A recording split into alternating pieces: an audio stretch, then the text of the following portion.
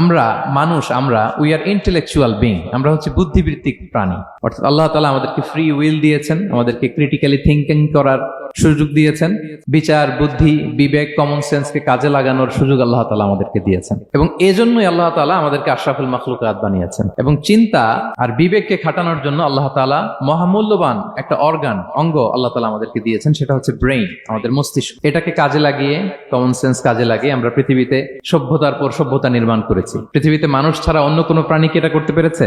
এবং আপনি শুনলে অবাক হবেন, আমাদের এই যে ছোট্ট ব্রেইনটা, খুব বেশি না কিন্তু ওজন, একটা প্রাপ্তবয়স্ক মানুষের human brain on an average 3 pounds, মানে 1.5 কেজি। এই 1.5 কেজি ওজনের ব্রেইন দিয়ে আমরা পৃথিবীতে এই সভ্যতাগুলো বিনির্মাণ করেছি। আমাদের এই ব্রেইনের মেমোরি ক্যাপাসিটি, মেমোরি স্টোরেজ অনেক বেশি। বিজ্ঞানীরা গবেষণা করে ওনারা জানিয়েছেন যে আমাদের হিউম্যান ব্রেইনের মেমোরি হচ্ছে 2.5 পেটাবাইটস। আপনারা মেগাবাইটের নাম শুনেছেন, গিগাবাইটের নাম শুনেছেন, পেটাবাইট হয়তো অনেকে শুনেন না। পেটাবাইট আরো অনেক বেশি, অনেক বড়। তো 1 পেটাবাইটে হয় 1 মিলিয়ন গিগাবাইট। তার মানে আমার আর আপনার যে হিউম্যান ব্রেইন, এই ব্রেইনের ক্যাপাসিটি হচ্ছে 25 লক্ষ গিগাবাইট। সুবহানাল্লাহ, এত আসতে।